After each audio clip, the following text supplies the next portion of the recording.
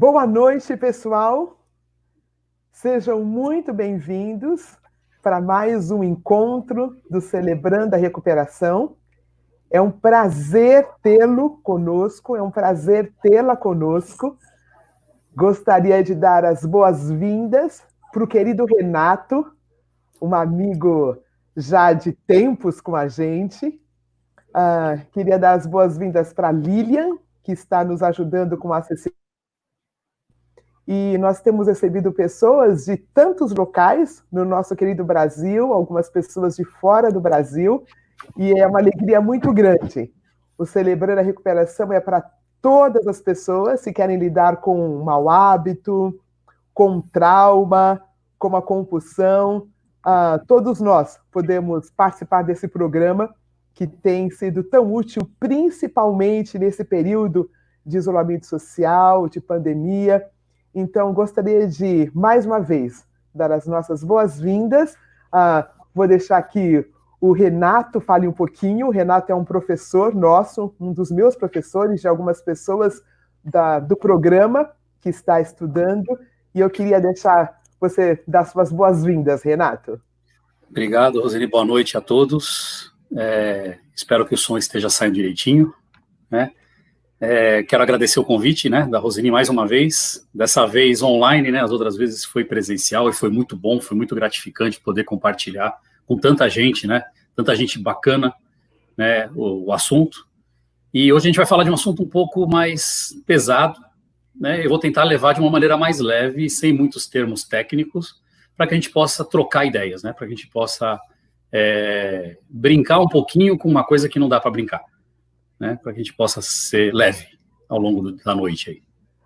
Renato, uma das suas quartas super, porque essa não é a segunda, nem a primeira, você falou conosco sobre, porque a gente repete as mesmas coisas, e é uma das palestras mais ouvidas, né? E faz uns 2 anos, né, Renato? Faz dois anos.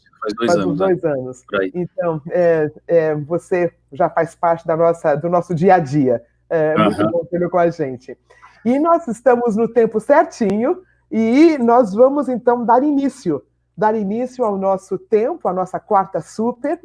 E nós queremos dizer que logo após esse nosso tempo, que vai até umas 9h30, mais ou menos, 21h30, vai ser uma hora aqui, nós vamos ter um tempinho para perguntas e respostas, então você pode entrar no nosso chat, fazer a sua pergunta. Se tiver alguma pergunta de cunho pessoal, você também pode entrar no Instagram, porque aí você não é identificado. Então, a gente vai dirigir no chat para você como você pode fazer essas perguntas. E logo depois desse tema, das perguntas e respostas, nós teremos o nosso tempo de partilha. E o nosso tempo de partilha é muito rico. É o momento em que você pode nomear, é o momento em que você pode falar. Você vai estar com grupos de apoio e nós temos o grupo feminino que lida com perdas, viu, Renato? Nós temos, não temos masculino ainda, mas nós temos um feminino. Então, vamos dar andamento. Renato, fique muito à vontade para começar a tua reflexão. Tá. Precisando me interromper, fica à vontade, Roseli, o pessoal, né, depois vai fazer as perguntas. Mas vamos falar de um tema que é bem complexo, né, não é muito simples, porque falar de perdas, a gente vai sempre esbarrar na questão do luto, né?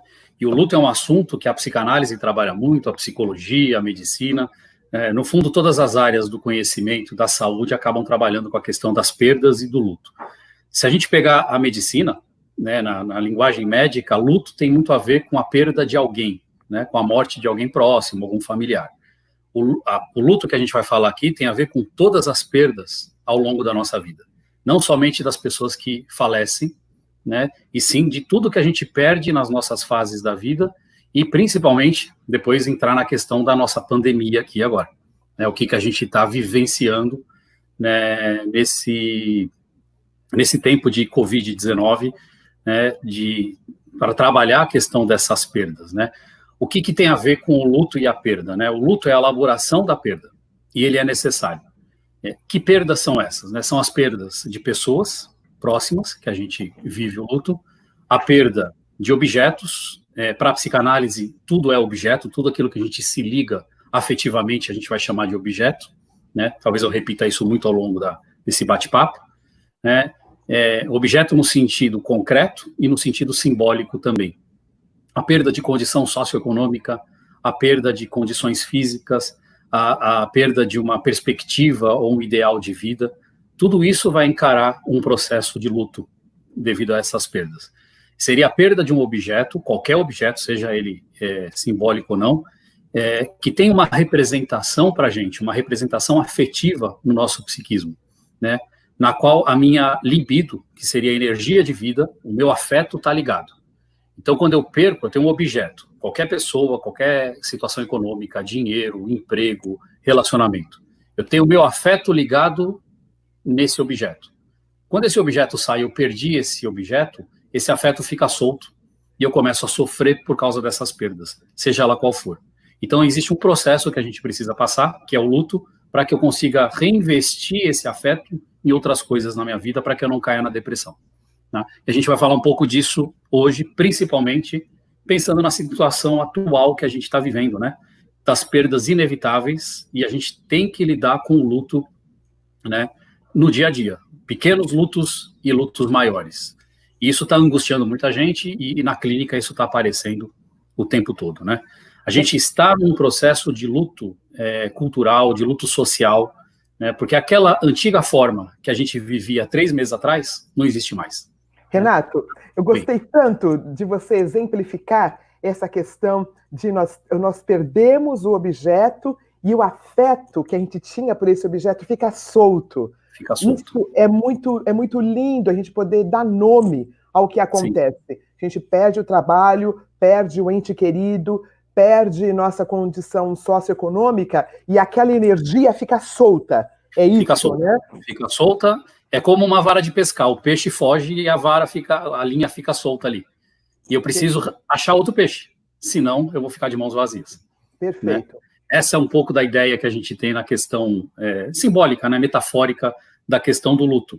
E esse luto social, né, isso que a gente perdeu há 3 meses atrás, um pouquinho mais, 100 dias agora de pandemia, né, de isolamento, a gente está tendo que se reinventar, trabalhar de formas diferentes. Né? E uma das formas, por exemplo, é essa, a gente está se encontrando online, porque não dá para se encontrar presencialmente. Acontece que a gente não consegue, às vezes, lidar com essa perda, ou com essas perdas, e a gente entra num mecanismo de defesa básico nosso, que é a chamada negação. Né?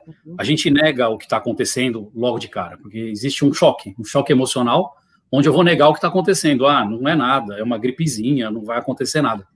Isso é um mecanismo psíquico da negação, né? Da negação inconsciente, e que é a primeira fase do luto, daqui a pouquinho eu vou falar. Né? E quanto maior é o afeto, maior esse afeto ligado nesse objeto, maior vai ser essa negação, maior vai ser a dor do luto, né? E maior vai ser o tempo desse luto para a gente se desfazer desse investimento afetivo naquele objeto que a gente perdeu. Né? E cada pessoa, eu, a Roseni, você, sente de forma diferente. Eu nunca posso chegar e falar, eu sei o que você está sentindo porque eu passei pela mesma coisa. Eu passei pela mesma situação, mas o mesmo sentimento é só teu. O sentimento é seu, não é meu. Né? Existe a empatia. Eu consigo calçar os seus sapatos e tentar buscar um pouco daquilo que você está sentindo. Mas eu não sei a sua história de vida, eu não sei o que você carrega na tua mochila, da tua história, né? E a forma que você foi constituído ao longo da vida é que vai fazer com que você lide melhor ou não com esse luto. E é isso que a gente vai falar um pouquinho, bater esse papo hoje, né, da questão das fases do luto, né? Porque quando a gente perde qualquer coisa, seja uma coisa simples e uma coisa mais complexa, a gente vai passar pelas chamadas 5 fases do luto. Tem várias teorias, né? Mas a mais famosa é essa fase das 5 fases, né, onde a primeira é essa que eu falei, a negação, né, que é uma forma de defesa. É extremamente importante a negação, ela não é uma doença, ela é uma forma que a gente encara a perda, porque toda perda gera uma dor insuportável, principalmente perdas de entes queridos. Então a primeira coisa é uma negação, para fugir dessa dor intensa, dessa angústia que traz. A primeira coisa é assim, não, isso não está acontecendo. Né, você recebe a notícia, você perdeu o emprego, você vai sofrer uma separação, né, perdeu alguém, um ente querido por causa de algum falecimento, primeira reação é não é possível, é mentira, não está acontecendo, né? É um sonho, tudo vai voltar ao normal, não é comigo que está acontecendo. Essa é a fase da negação. Renato, né? eu me lembrei de uma situação bem atual, aquela situação na qual o menino cai do nono andar, e o pai dele está falando, e a dor é tanta que ele fala assim, é como se ele não tivesse acontecido nada, é como se ele vai aparecer de novo, é como se ele só não está nesse momento. Eu não sei se vocês ouviram a reportagem, mas me lembrei disso agora, né? Que ele fala, não, é como se não tivesse acontecido. É muito forte porque você recebe a notícia, você fica entorpecido, você fica num choque emocional. E o que você quer? Você quer que aquilo volte à realidade que era antes. Né? Não é comigo, não aconteceu, é mentira, é um engano, não é meu filho, né? Não é meu pai, não é minha mãe, quer dizer, é a fase da negação. Ela é importante, todo mundo vai passar por ela de maneira muito rápida ou de maneira mais prolongada. Aí, depois da negação, vem uma outra fase, a segunda fase do luto, que é a raiva. Né? Eu começo a ter um sentimento de injustiça, mas por que aconteceu isso? Você fica com raiva até de Deus. Você começa a questionar sua fé, você começa a questionar um monte de coisa, né, que também é um processo natural. Por que comigo aconteceu isso? Né? É uma manifestação necessária. Você fica, às vezes, com raiva da pessoa que partiu. Por que você fez isso comigo? Quer dizer, como se ela tivesse escolhido isso. Né? É necessário. E uma coisa importante, né? Muita gente fala, não, acalma, fica tranquilo, toma um remédio para acalmar. Na verdade, não tem que tomar medicação para isso. É uma fase normal do luto. Você precisa passar por isso, você precisa expressar isso. Se você não expressar, você vai ficar doente. Né? Você tem que chorar, se precisar gritar, pode gritar.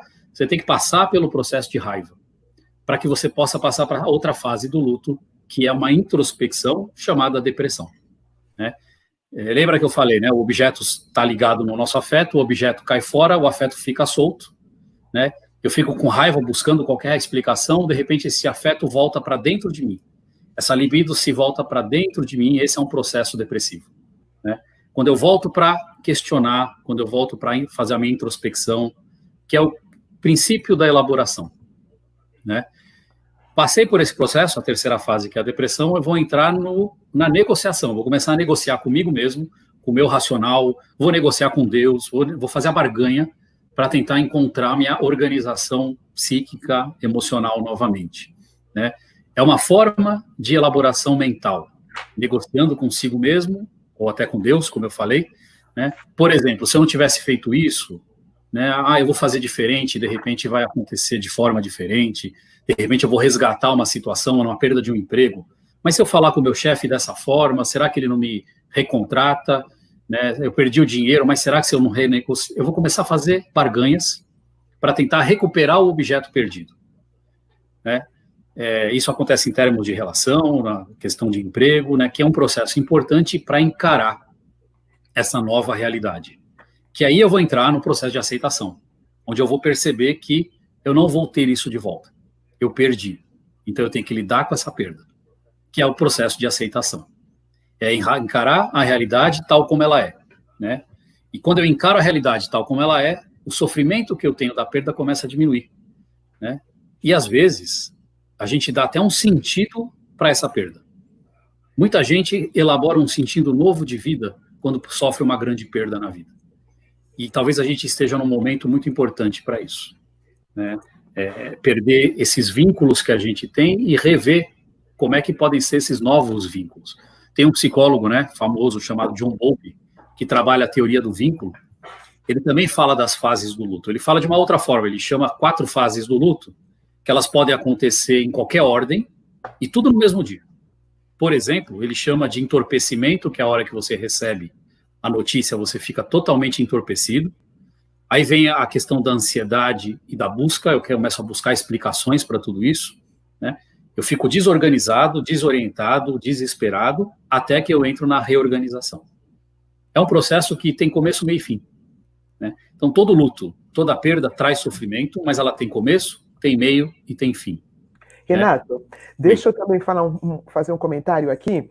é que muitas pessoas estão no processo do celebrando devido à religiosidade.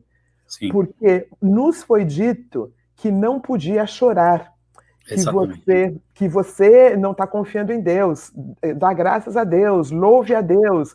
Eu me lembro de algumas pessoas, de uma senhora especificamente, cujo filho tinha morrido num acidente de carro, e uma outra religiosa fala, olha, não chore, porque foi da vontade de Deus. E é tão precioso nós entendermos que não tem nada a ver com Deus essas palavras que vêm, que dizem para a gente não chorar, que Sim. Se você chora, se você reclama, você não está aceitando a vontade de Deus. E eu fui uma dessas, viu, Renato? Eu fui uma dessas que fui ensinada desse jeito, né? Se você chorar, se você falar, você está indo contra a vontade de Deus. Você está indo contra Deus. É isso. E eu me lembro, o pastor Ed pregou uma vez sobre uma situação em que Davi passou por um luto, toda a família foi pega por um grupo de pessoas que queriam o mal dele, e ele chora 3 dias, Renato. Uhum. Ele fica 3 dias lutando com aquilo, organizando aquilo, para depois ir atrás e entrar em guerra contra aqueles que pegaram os seus filhos. Então, o choro, o luto faz parte de uma vida saudável. Não é isso, Renato? Faz parte de uma vida saudável, e fala até mais, né? O choro te conecta ainda mais com Deus. Olha que lindo. Uhum. Quando o choro vem da alma, quando o choro vem dessa dor, esse choro é o caminho para se conectar cada vez mais. Que lindo. Né? Isso é extremamente importante. Uhum. Né? A pior coisa é quando você perde um ente querido e a pessoa fala, agora você tem que ser forte. Né? Você não tem que ser forte, você tem que chorar. Depois você vai se fortalecer. Mas você tem que passar pelo processo. Perfeito. Né? E eu acho que até Jesus chorou, Davi chorou, todos choraram. Né? Uhum. Então, acho que isso é extremamente importante. Né? E o Freud fala isso em Luto e Melancolia, né? Da questão da elaboração desse luto, e o choro faz parte disso, né? Que é a recuperação dessa energia, dessa libido, desse afeto, né? Para que eu possa me conectar com o mundo de novo, até com Deus, se for o caso, né? Acontece que ela pode fracassar. E se essa elaboração fracassa, o que acontece? A gente cai num processo depressivo.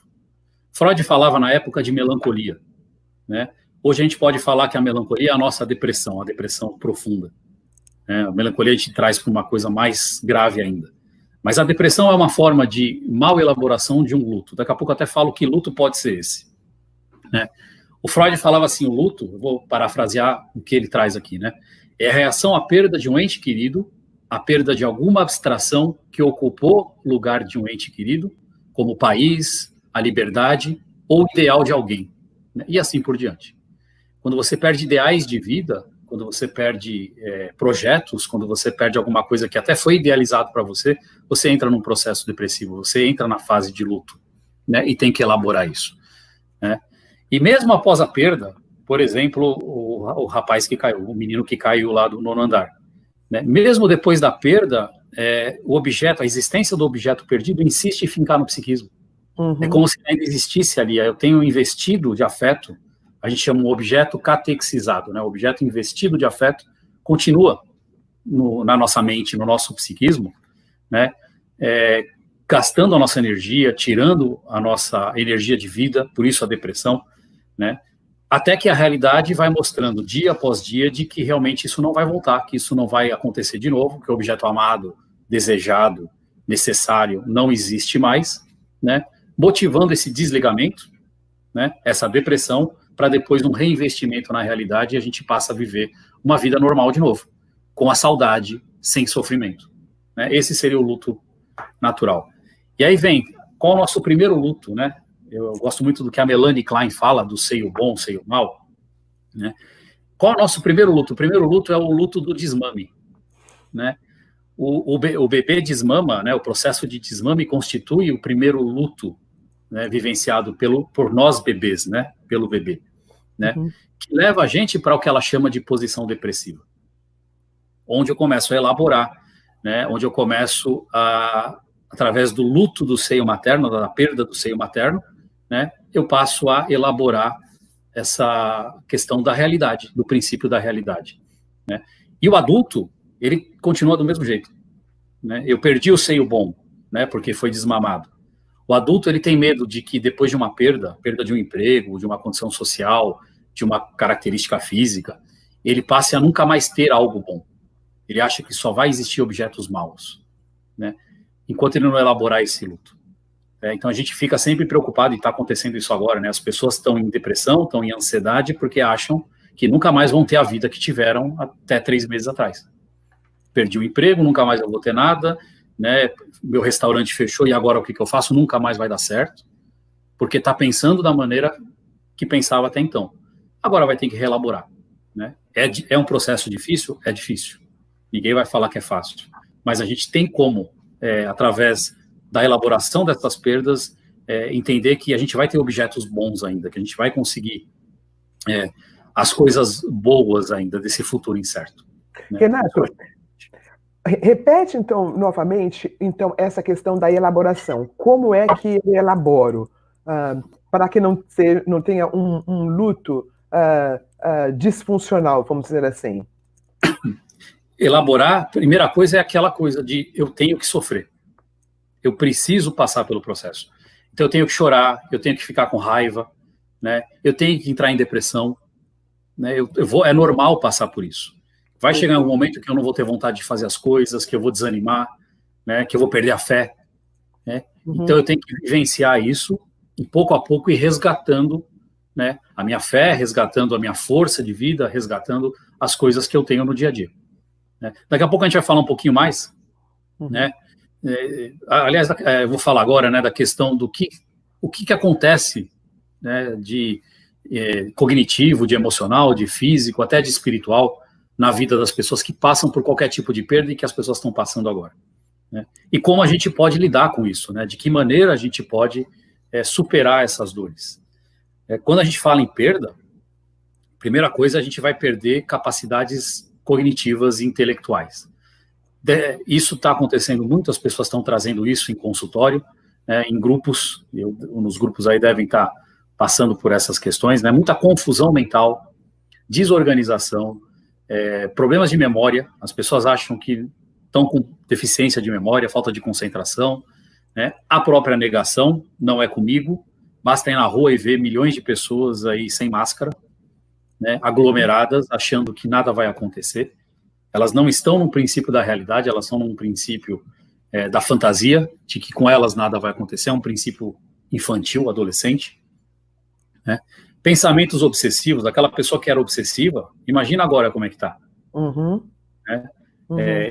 Ela lavava a mão 500 vezes, agora então, né, não tem jeito, está fazendo de tudo para não ser contaminado. E não tem como fugir disso, tem que deixar isso acontecer. E quando eu mexo com o meu intelectual, com o meu cognitivo, o meu emocional também vai abalar. Aí vem o choque, vem a depressão, vem a ansiedade, vem o choro, a tristeza, né? Aí vem uma coisa que está aparecendo muito, o medo de ser contaminado, o medo de perder alguém, o medo de perder o emprego, né? O salário que divide pela metade, né? Pessoas que ficam muito irritadas, a irritabilidade é uma coisa muito comum, né? E tudo isso vai afetar não só a nível cognitivo e emocional, mas vai afetar o nível físico, né? A ansiedade vai trazer alteração de apetite, a pessoa pode engordar, pode emagrecer. Insônia, que é algo que a gente está ouvindo direto, né? Pessoas que não conseguem dormir, preocupadas com tudo que está acontecendo. E aí vem os sintomas do Covid. Tá cheio de gente, eu tô com Covid. Tô sentindo falta de ar, né? Mas você sente o tempo inteiro? Não, só de vez em quando. Então não é. Claro que você tem que ver se é ou não é, mas normalmente é ansiedade, né? Se você está isolado, se você está protegido, você já fez o teste, não deu Covid, e você tem falta de ar, é ansiedade. Então você tem que trabalhar o emocional, né? Vem a questão das dores de cabeça, as dores no corpo, tensões musculares, né, boca seca, e todo o metabolismo se altera. Se não é por causa da doença física, é por causa da questão emocional, né? E fora isso, tem as alterações sociais, culturais, né? Eu me identifico porque eu faço parte de um grupo, né? Agora eu não tenho mais esse grupo. Eu não vou nesse lugar onde eu me identifico ali. Então eu perco um pouco da minha identidade, né? Eu tenho mais dificuldade de relacionamento. Eu moro em casa com as pessoas, né, que eu tinha um relacionamento razoavelmente bom, e agora eu estou há 30, 40, 60, 90 dias no mesmo ambiente, com as mesmas pessoas, sem poder fazer muita coisa, aí começam os choques, começam as brigas. Então, as brigas de relacionamento aumentaram mais de 100%, né, nessa pandemia, porque as pessoas não se aguentam. E não é que eu não aguento o outro, é engraçado isso, né? Não aguenta a si próprio, né? Porque o isolamento faz com que você entre em contato com você, com as suas questões que estão mal resolvidas. Então você começa a ter crises de ansiedade e começa a ter que achar um culpado, né? O culpado é o vírus, depois é o marido, depois é a esposa, depois é os filhos, né? Dificilmente é você mesmo, né? Você não olha para você e fala, eu sou o responsável por isso. Isso está muito forte, né? Pela falta de interação, falta de relação social, falta dos happy hours da vida, né? Falta dos jogos de futebol, dos shows, que as pessoas não podem extravasar essa angústia que a gente faz no dia a dia, né? E, consequentemente, o comportamento das pessoas muda, né? As pessoas passam a não frequentar tais lugares, elas passam a ter comportamentos diferentes, né? E fora a pandemia, tem a questão das perdas de pessoas que morrem, que falecem. Quando você perde alguém, você passa, por exemplo, é um comportamento muito comum, eu passo a não ir mais no lugar que eu ia com aquela pessoa, para não lembrar dela. Por quê? Porque ainda não foi elaborado o luto. Eu preciso passar pelo processo. E o dia que eu voltar no lugar que eu ia com aquela pessoa, o meu luto está resolvido, sem sofrer, né? Uma forma natural, uma forma tranquila, uma forma sem sofrimento. Isso é muito importante. Renato, você Oi. falou uma coisinha antes desse ponto, que eu acredito que tem tanto a ver com o programa, dessa recuperação. Algumas pessoas falam, mas olha, agora que a gente não está se reunindo, agora que não é pessoal, não temos o nosso celebrando presencial, você acha que o celebrando vai continuar 3, 4 meses sem se encontrar? E o que nós temos chegado à conclusão, Renato, é que o celebrando está mais forte do que nunca, exatamente pelo fato de não termos mais os analgésicos. Os analgésicos nós não temos o cinema, nós não temos os shows, e olha que legal, nós não temos o templo. Olha que legal. Para quem é religioso, era um dos analgésicos. Era um lugar. Era um lugar. Então, os nossos conteúdos estão vindo à tona. E conforme eles estão vindo à tona, nós estamos nos protagonizando com a nossa recuperação. Entendendo que eu preciso, sim. A questão é office, a questão não é o vírus, a questão não é a saúde, a questão não é a educação, a questão sou eu. Não é mesmo, Renato? Sou eu. Então, nesse momento, eu me conscientizo e vou procurar ajuda. Ou no celebrando, ou na psicologia, ou na psicanálise, mas eu começo a me implicar. Você fala isso, né? Muitas pessoas se tornaram tiveram mais fé, né? Mais conexão com a sua própria religião, seja lá qual for, né? Com essa pandemia. Mesmo não tendo templo, lugar, a casa de Deus para ir. Né? Isso. Porque a casa de Deus não precisa de um lugar. Né? Isso. Tá dentro de cada um. Nós temos falado na nossa comunidade aqui, o templo está fechado e a igreja está mais aberta do que nunca. O templo está fechado, mas o celebrando está mais aberto e mais fértil do que nunca. Sim, porque as pessoas começam a se comprometer com a questão, né? Com a questão de a questão sou eu, não é o outro. Uhum. Ainda não é todo mundo que faz isso, por isso que gera os conflitos. Mas o caminho é esse, né? De a gente se reinventar, se olhar de alguma maneira. Já que essa libido que a gente perdeu lá do objeto externo se voltou para dentro, e eu acho que a gente está nessa fase da elaboração, né? Nada melhor do que olhar as nossas mazelas, as nossas vulnerabilidades, as nossas dores que não foram trabalhadas, que fazem com que a gente vá atrás de vícios, né? Que vá atrás de compulsões, que vá atrás de coisas que não vão satisfazer, né? Vão dar uma ilusão de satisfação. E a gente consegue isso através dessa introspecção, né? Independente da pandemia, né? Nas várias fases da vida que a gente vai perdendo as coisas ao longo do tempo, né? As mortes, separações, a síndrome do ninho vazio, né? Os filhos casam, saem de casa, aí como é que fica aquele casal, aquele pai, aquela mãe, que agora tem que se reinventar de alguma maneira, né? As expectativas que eu tinha e que de alguma maneira eu perdi, não alcancei, né? Eu fico imaginando, e muita gente fala isso, né? Nessa pandemia, em dezembro, quantos planos nós fizemos para 2020? Aquela ideia de fazer novos planos, né? Deu tudo errado para todo mundo, né? Deu tudo diferente, não sei se errado, mas deu tudo diferente para todo mundo. Tudo que foi programado não aconteceu, né? Pode ser que aconteça, não sei se vai dar tempo esse ano, mas não aconteceu, pelo contrário, andou para trás.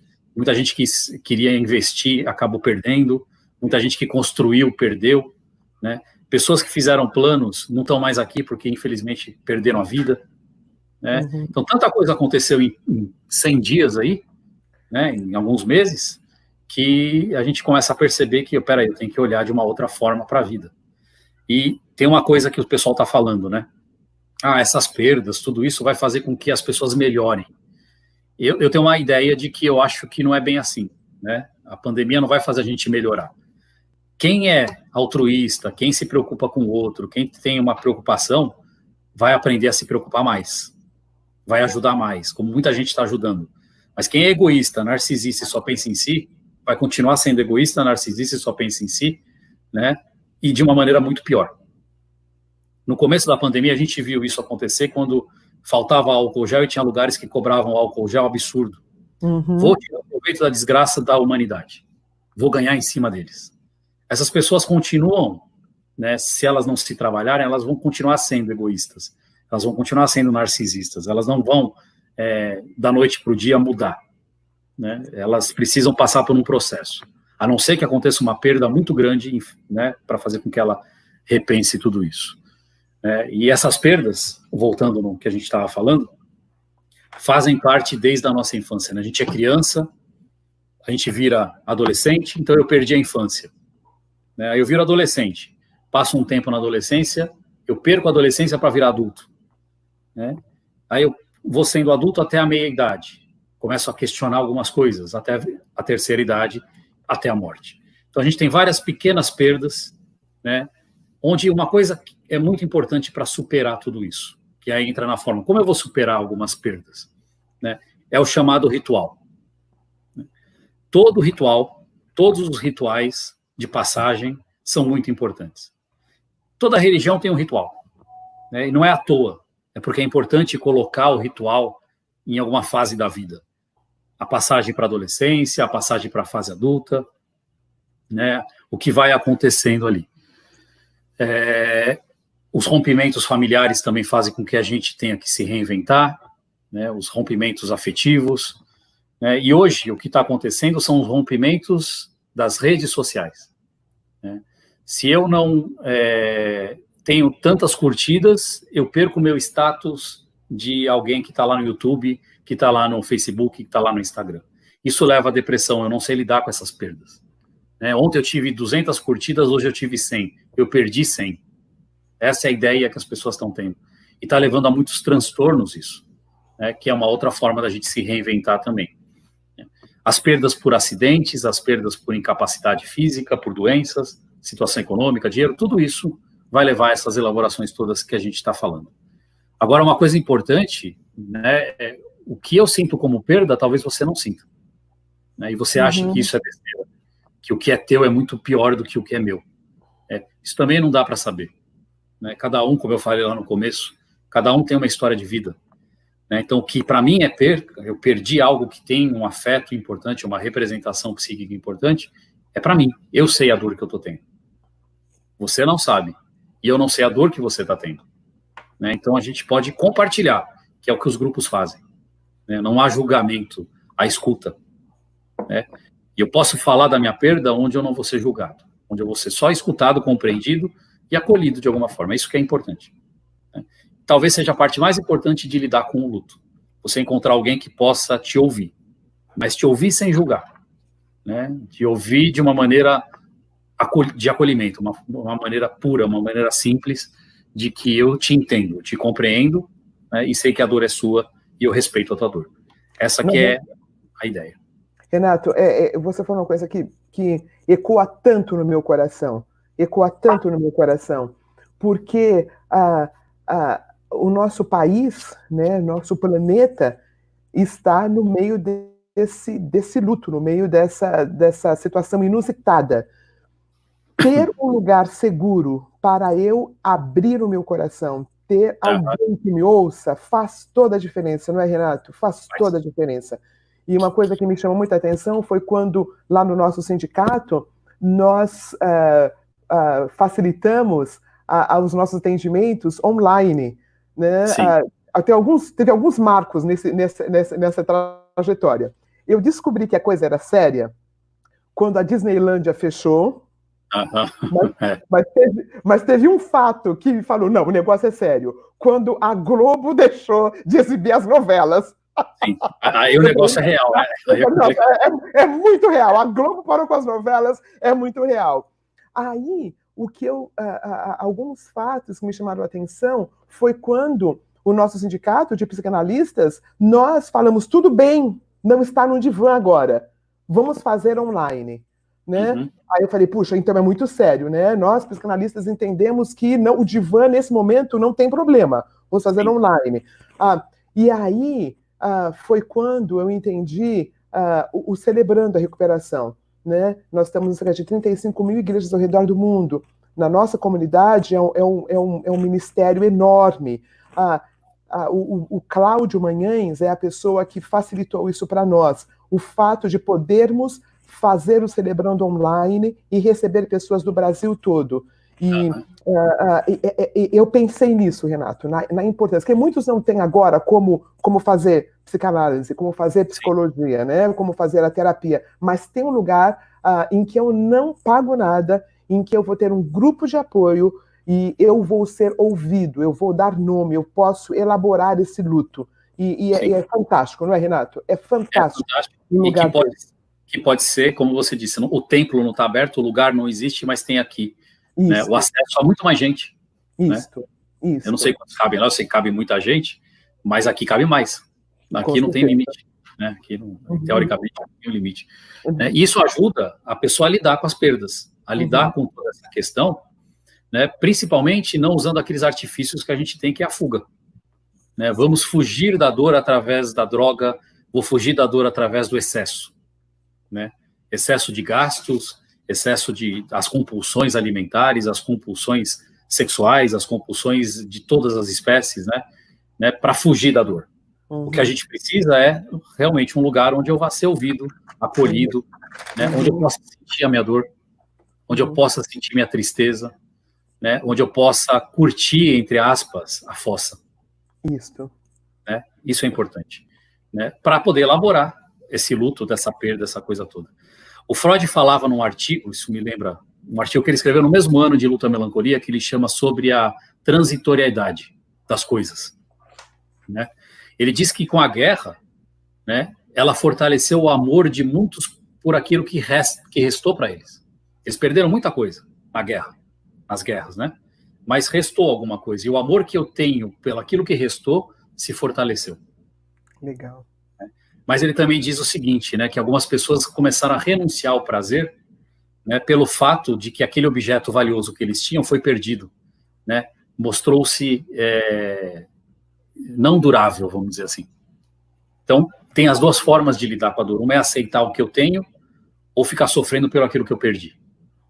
Né? Isso é muito importante, é uma forma de proteção, tá? Não é um problema, mas é uma questão que a gente tem que trabalhar e que, de alguma maneira, o próprio Freud falava isso, é o luto, então vai passar. Se eu elaborar tudo isso, se eu tiver esse lugar onde eu possa falar, esse lugar onde eu vou ser ouvido e acolhido, vai passar. Pode demorar mais tempo, pode demorar menos tempo. Eu lembro uma vez de um sofrimento psíquico, emocional que eu tinha lá no começo da minha análise, há bastante tempo atrás, e o meu analista falou assim, vai passar. Você acha hoje que não vai passar, que já foi o fim do mundo, que não tem mais solução, mas vai passar. E quando passar, você vai lembrar do que eu estou te falando. Né? Demorou, mas passou. Né? Porque foi um processo. Eu era muito mais jovem, eu tinha outras questões, mas passou. Né? Passou e a gente vai se fortalecendo com tudo isso. Né? Então, acho que é importante essa transitoriedade, e a vida é transitória, né? A gente vai morrer um dia. A gente não sabe quando, nem como, mas enquanto eu estou vivo, eu tenho que aproveitar a vida da forma que a gente tem. E o que está acontecendo com a questão da perda da vida, né, é que as pessoas não estão podendo se despedir das pessoas. Hoje. Isso é muito importante. né? Os rituais, eu vou entrar na questão mais da morte, né? Mas os rituais de fúnebres são muito importantes, né? Uhum. Eu acho que cada religião tem o seu. Tem uns estranhos, tem uns bonitos, tem uns mais complicados, uns mais simples, mas tudo é um ritual que é importante para essa despedida. Porque se eu não digo adeus, né, eu não consigo me tornar uma nova pessoa sem aquela pessoa. E aí vem as alucinações, né? Se eu não vejo o enterro, a cremação, seja lá o que for, ainda não fechei o ciclo, eu ainda acho que a pessoa vai entrar pela porta a qualquer momento. É o que o pai do menino falou.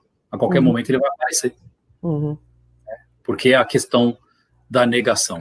E, infelizmente, por causa da pandemia, a gente não está conseguindo vivenciar isso, né? Não pode ter mais aqueles rituais que tinham até 3 meses atrás. Os enterros têm que ser rápidos, a televisão mostra isso o tempo todo, nem é bom ver. Uma outra forma de lidar com isso é não ver televisão, porque a televisão né, mostra um monte de coisa que a gente fica em depressão. Então, tomar cuidado com o que a gente assiste aí. Mas é muito importante a questão do ritual, como eu falei antes, né? É algo que vai trazer segurança para a gente, né? As pessoas sabem, mas eu tenho uma religião, e dentro da minha religião o ritual de luto leva muito tempo. Leva 11 meses. Né? E dentre esses 11 meses tem vários sub-rituais para se completar uma fase de luto inteira. Né? E na época da faculdade da psicologia, eu fiz um trabalho do luto, as 5 fases do luto, com o luto da religião. Né? Tem absolutamente tudo a ver. E aí eu comecei a pesquisar das outras religiões, é exatamente a mesma coisa, de maneiras diferentes. Né? Mas é a mesma forma de elaboração de luto. O quanto é importante dizer adeus para lidar com a sensação de vazio que a gente tem nas nossas perdas em gerais. Né? Acho que isso é muito importante. E aí a gente cai nessa questão das perdas atuais, né, da pandemia. E eu gosto muito de uma frase de um psicólogo, né, Viktor Frankl, não sei quem já ouviu falar, eu falo sempre nas minhas palestras dele. O Renato, ele é muito falado na nossa comunidade também. No domingo passado, o pastor Ed René falou sobre Viktor Frankl. Que eu acho importantíssimo a obra dele, a parte filosófica da obra dele, tem a parte teórica, técnica também, né, que faz com que a gente aprenda a lidar um pouco com a existência nossa no mundo, né, que ele fala muito do sentido da vida, né? O ritual dá um sentido para a nossa vida. E a gente tem que dar um sentido para as perdas, de alguma forma, seja ela qual for. Ele tem uma frase, né, que ele fala assim: pode-se tirar tudo de um homem, exceto uma coisa.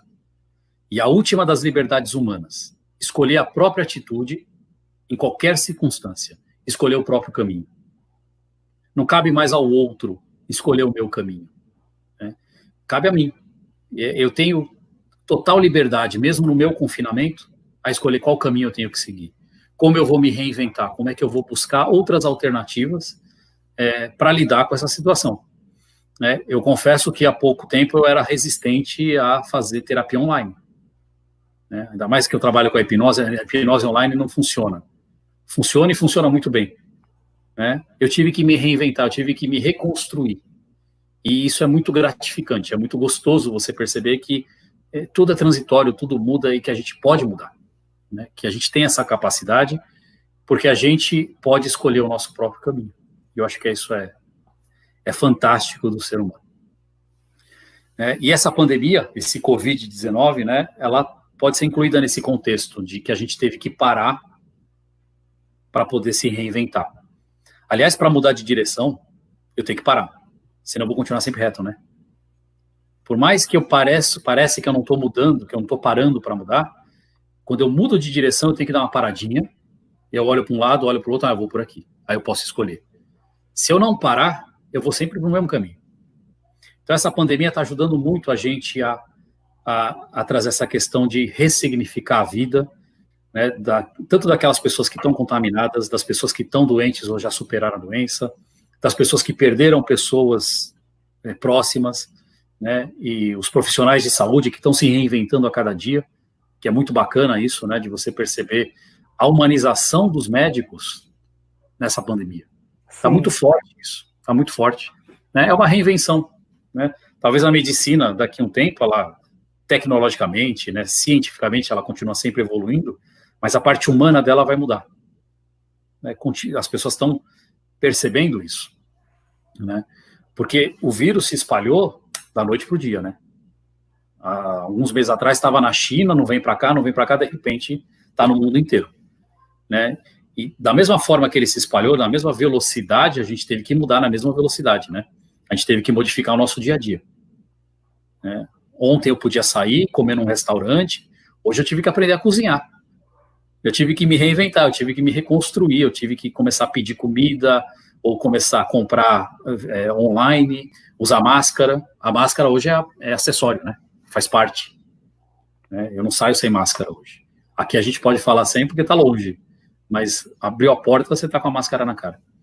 São coisas novas que a gente vai aprendendo a lidar com o medo da morte, né? Com o medo da perda financeira, com a privação dessa liberdade, né? Com uma sensação que ficou de perda, né, que está ligada com todo esse processo de luto, que é, de alguma maneira, exacerbado pela falta do contato físico. O contato físico é imprescindível para o desenvolvimento humano. Só que a gente perdeu isso, então a gente tem que aprender uma nova forma de se contatar, de se vincular, né, de se trabalhar. Né? E uma coisa que eu acho importante falar também é a questão do viver o passado ou viver o futuro. Não dá para a gente fazer isso hoje. Eu não sei o que vai acontecer amanhã. Ainda mais se a gente ouvir o governador falando, né? Mais 15 dias, mais 15... Daqui a pouco acabou o ano. E tudo bem, né?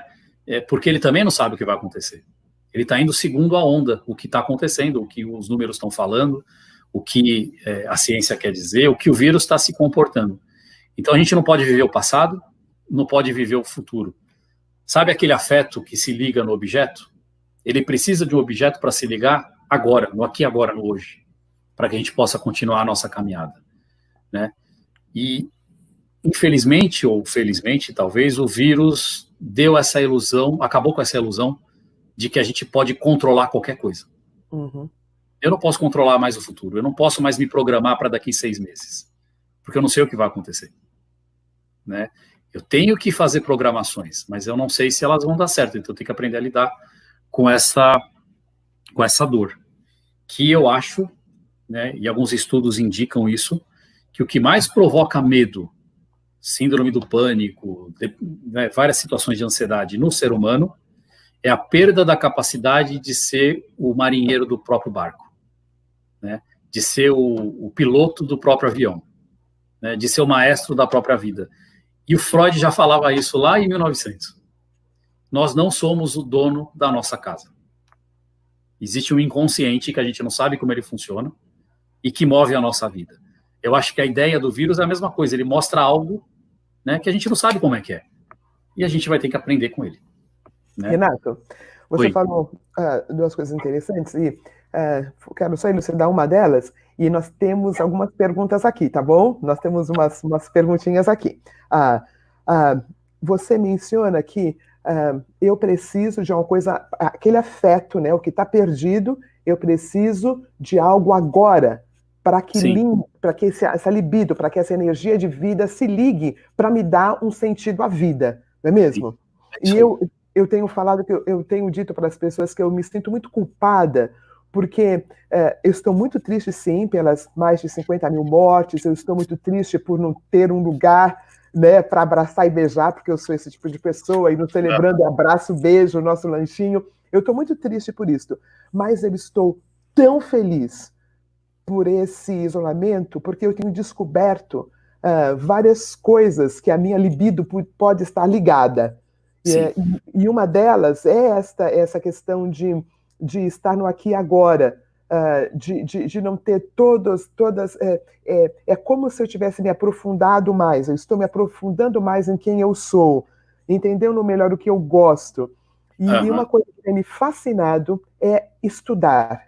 Eu tenho café filosófico, eu tenho pego, né, o trabalho de Freud, eu tenho pego Lacan, eu tenho tido uma fome de aprendizado que eu não tinha tanto antes, porque era o consultório lá na Vila Mariana, o Celebrando lá na IBAB, eu moro no subúrbio de Osasco, então tinha muito tempo que eu ficava em trânsito, perdido. Então, com o que você está falando hoje, eu me entendi, porque eu acordo muito cedo, eu não sou alguém que acorda cedo, mas eu estou acordando muito cedo.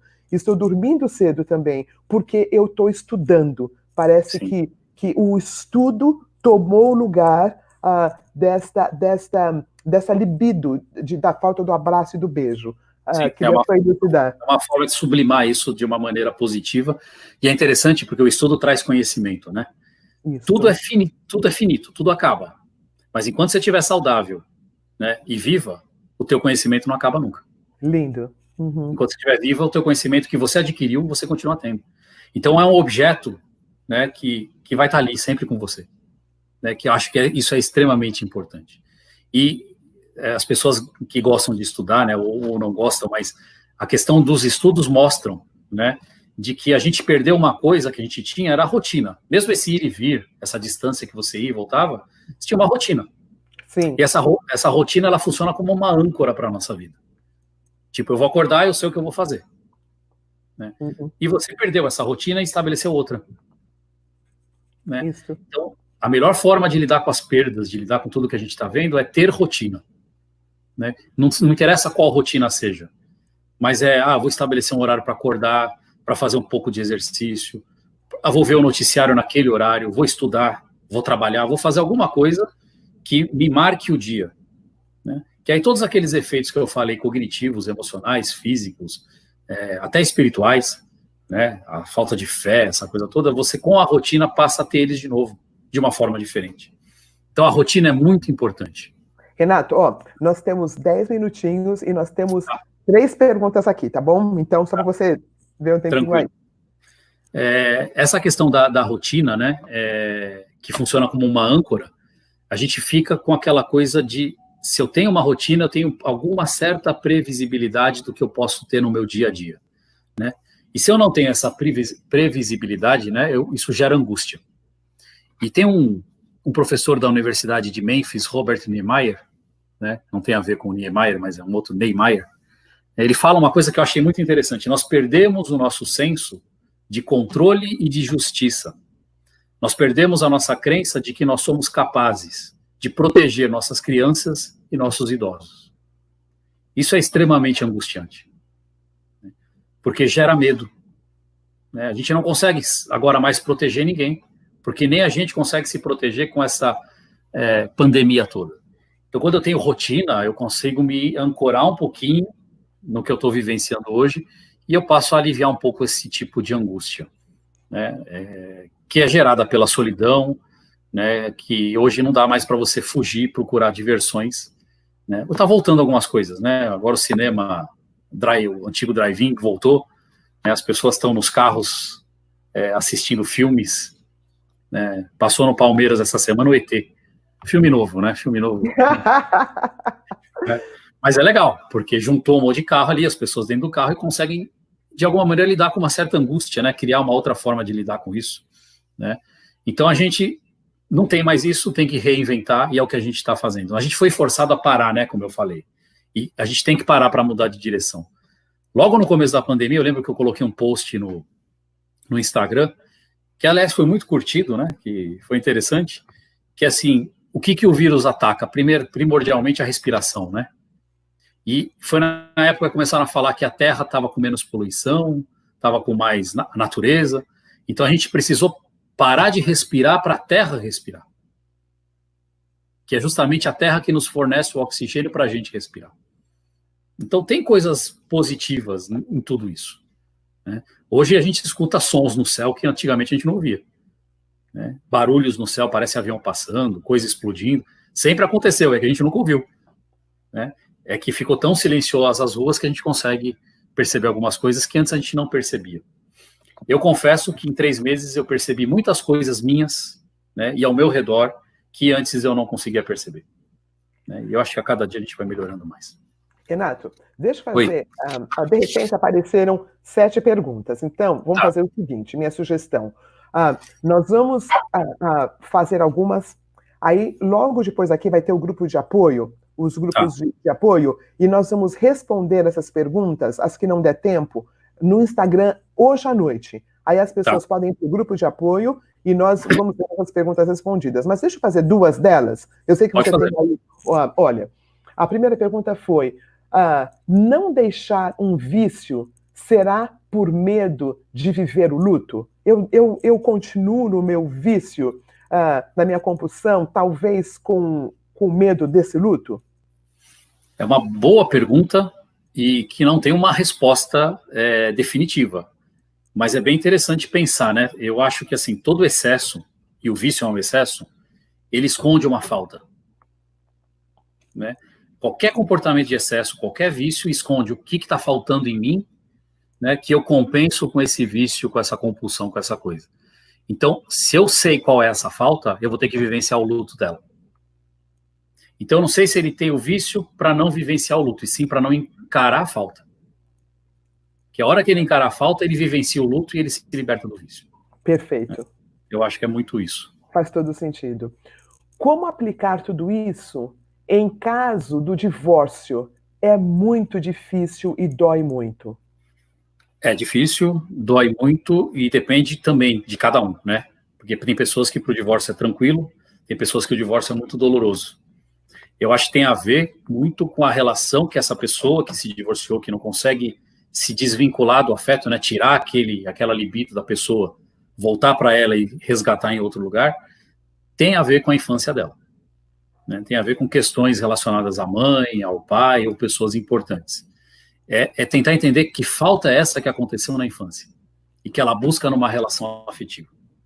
Quando ela entende essa falta daquela criança, ela vai perceber que ela está tentando suprir a falta através de uma relação. Toda quebra de relação é dolorosa, não vai ser, que maravilha, acabou. Né? Mas a hora que eu compreendo que eu tive uma falta que me prende nessa falta, na hora que eu entender a falta do passado, eu consigo me libertar da falta do futuro. É uma coisa interessante. Olha, tem uma compridinha aqui, mas muito interessante. Acredito que perdi parte da infância por causa do abuso sexual. Hoje não tenho paciência com quem se lamenta. Será que isso tem a ver por ter sido forte e não lidar com a perda da minha infância? Também é uma pergunta interessante, claro que vai depender de cada um, mas essa percepção que essa pessoa tem de que eu perdi a minha infância por não encarar aquilo tudo de uma maneira de falar para alguém, de expressar aquela dor, né, de vivenciar aquilo e elaborar, faz todo sentido. Né? Então, é o que o processo, talvez dos grupos de recuperação façam, da terapia em si faz, de resgatar aquela criança que ainda está precisando ser acolhida. Né? A gente não volta no passado, mas eu resgato o adulto hoje, através da fé, através de alguma coisa que vai fazer com que eu consiga resgatar aquela criança que está pedindo ajuda, que está sofrendo, mas ela não ela fechou o sofrimento, né? Ela reprimiu, ela recalcou aquilo. Enquanto ela não expressar essa dor, né, ela não vai conseguir se libertar daquilo, né? E fica difícil. Né? Aí fica difícil para qualquer pessoa que sofre, né? Qualquer pessoa que está com uma certa fraqueza vai me incomodar mesmo, porque eu não consigo encarar a minha própria fraqueza. Renato, você falou uma coisa muito interessante, expressar a dor. Expressar a dor. É o coração do celebrando. Eu preciso dar nome a essa dor. Eu preciso expressá-la. Renato, sim, mais uma. Tem como diminuir o tempo do luto ou existe uma forma melhor de passar por ele? Eu acho que você já respondeu agora. É o expressar a dor. Não dá para falar quanto tempo vai demorar isso, né? Se vai levar um dia, uma semana, 10 meses, um ano. Né? Tem lutos que levam 11 meses, 10 meses, leva bastante tempo. Mas quanto mais eu expresso, quanto mais eu converso, quanto mais eu falo sobre para alguém que não vai me julgar, mais rápido eu vou passar por isso. Toda situação traumática precisa ser falada. Quanto mais eu falo, de novo, num lugar seguro, onde eu vou ser ouvido e acolhido, mais rápido eu vou passar por isso. Nossa, Renato, você acabou de falar a mesma coisa. Na semana passada, nós tivemos uma história de vida. E um amigo muito querido nosso falou exatamente sobre isso, porque a área dele é compulsão sexual.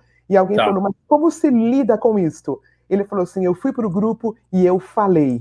E eu falei. e eu falei, eu dei nome, eu falei. É muito, muito legal. As 2 semanas as pessoas dizendo a mesma coisa. Olha, vai dar para responder sim, porque a gente está indo bem aqui com o tempo. Tá. Como aplicar tudo isso em caso do divórcio? É muito difícil e dói muito. Já falamos sobre isso? Já falamos dessa aqui. Já falamos. O ano que vem faz 10 anos que me divorciei pela segunda vez e desde então não consegui mais refazer minha vida, nem profissional, em nada. Gostaria de ajuda. Você fala de novo, porque fala de novo sobre aquela figura parental que está incluída aqui provavelmente. Tem a ver, né? Ele tem o divórcio há 10 anos, quer dizer, a minha libido estava ligada naquela representação, naquela pessoa, que no fundo não é aquela pessoa, é uma representação de pai e mãe, né? De alguém importante da infância que se repete naquela pessoa, e você não conseguiu, de alguma forma, trazer isso para dentro de você, ou até trouxe, entrou num processo de depressão, mas não conseguiu jogar para fora de novo e se conectar com outras coisas, né? E o processo de luto, quer dizer, falar sobre isso, expressar essa dor, reavaliar o que você fez, né? Tentar entender um pouco da tua história, vai fazer com que essa libido volte de novo para o meio externo. É um processo, é doloroso, é lento, não 10 anos, né? Talvez tenha alguma questão depressiva aí no meio, né, que tenha que se trabalhar. Eu não conheço a pessoa, então não poderia falar como, né? Mas precisa elaborar essa questão do rompimento, né? O que eu faço com esse rompimento dessa libido, desse anzol que eu joguei no peixe e não tem peixe, né? Recolhi o anzol e não joguei de novo. Tá lá, dentro de mim. Eu tenho que jogar no mar de novo e tá cheio de peixe ali. Última. Por que elaboramos o luto? Passamos por todas as fases e em alguns momentos recaímos. Significa que não foi realmente elaborado? Pode ser, mas significa primeiro que a gente é ser humano, né? E que a gente tem as emoções e que em algum momento pode ter uma recaída, né? Mas muitas vezes pode ter tido uma falha, alguma coisinha aí no processo de luto de que não foi expresso, né? Geralmente na questão da raiva, né? De trazer essa raiva à tona de novo, tentar entender o que aconteceu, né? Mas não através do outro, né? Através de si próprio, né? Perceber dentro de você o que está acontecendo aí, né? Quais os seus sentimentos, as suas angústias, que você ainda não elaborou, que às vezes não tem nada a ver com a outra pessoa, tem a ver só com a pessoa em si, né?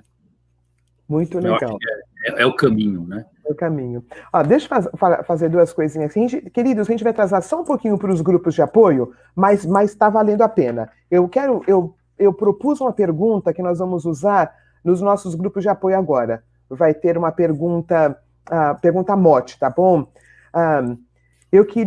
Minha sugestão é que a gente nomeie qual é o meu luto nesse momento. Como o Renato disse, o meu luto não é o luto do outro, né? O outro pode passar por um divórcio de um jeito saudável, enquanto um fica 10 anos como essa pessoa aqui. Então, qual é o meu luto nesse momento? É trabalho, é saúde, é família? E aí, linkada com essa primeira pergunta mote, como estou elaborando esse luto? Preciso falar mais? Preciso sentir mais?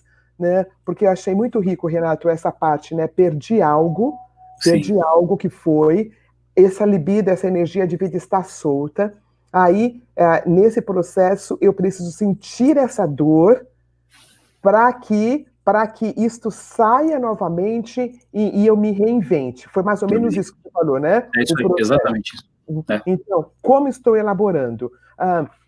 O Renato ainda tem umas... Eu queria muito que você fale daquele poeminha que você tem no fim, tá bom, Renato? Vou falar no final. Prepara aí. Então, essa é a pergunta. Queria dizer que a semana que vem nós teremos uma história de vida e nós vamos falar um pouquinho sobre depressão, que é um assunto muito, muito delicado nesse momento para falarmos, e nós vamos ter uma história de vida. A Aline vai estar com a gente falando um pouquinho sobre isso. E aí, se você então está pela primeira vez aqui, nós temos mais de 300 pessoas assistindo agora, nesse momento. Se você não o Renan falou a palavra, se inscreveu. Se você não inscreveu no nosso canal, se inscreva, marque ali o sininho para você saber que nós temos todas as quartas-feiras uma reflexão e o nosso grupo de apoio. E aí eu vou deixar o Renato fazer as últimas considerações e logo, logo estamos indo para os nossos grupos. Eu acho assim, né? Só para a gente fechar, de tanta perda, a gente tem que aprender a se reinventar o tempo todo, né? Muitas vezes, eu acho que na maioria delas, né, as perdas fazem com que a gente se encontre na vida. É um paradoxo, né? Eu perco para me encontrar. Eu acho que isso é muito interessante, porque traz um novo sentido, como o Viktor Frankl traz na obra dele, né? Um novo ideal. Né? Seja qual for a perda, se for uma perda de alguém, a perda de uma situação econômica, do emprego, de alguma coisa na vida, a gente tem que elaborar e aceitar isso, porque só assim vai levar a gente a se transformar e até transcender. Né? A gente vai transcender a nossa própria existência e a gente passa a ser uma nova pessoa. Né? Que não é uma nova, na verdade, é quem a gente é de verdade. É se reencontrar, né, através da reinvenção de quem a gente é. E, para fechar, se eu puder falar agora... Por favor. Por favor. Né? Sempre gosto de terminar as palestras, os bate-papos, com um poema de alguém que me marca muito. E Rubem Alves, claro, é alguém que eu sempre gostei de trazer, né?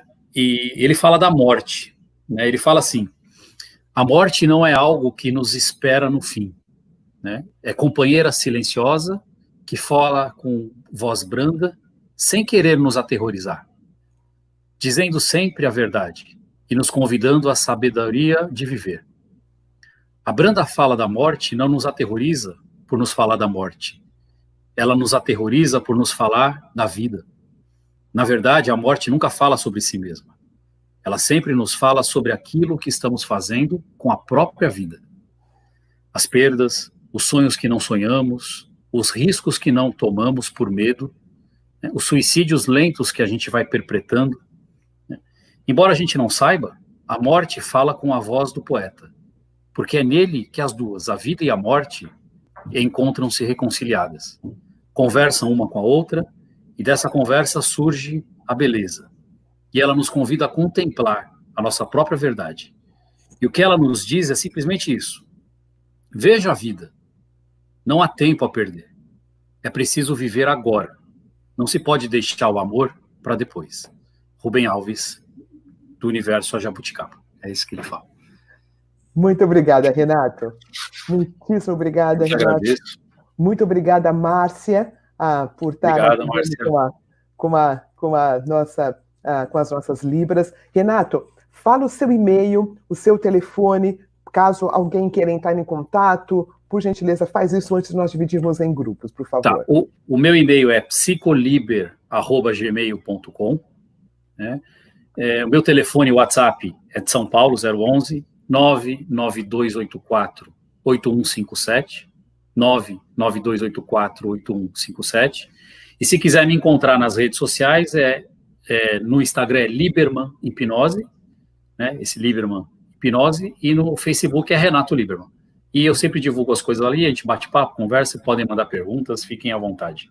Pois tá bom. Também vamos colocar essas informações no Celebrando Recuperação IBAB no nosso Instagram, né? A gente vai ter esse escritinho. Queridos, vamos para os nossos grupos de apoio, não deixem de participar.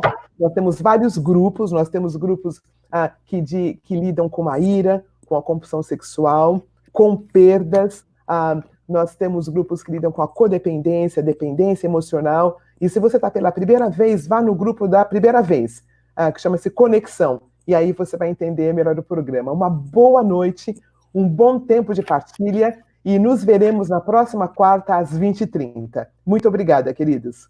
Boa noite. Boa noite.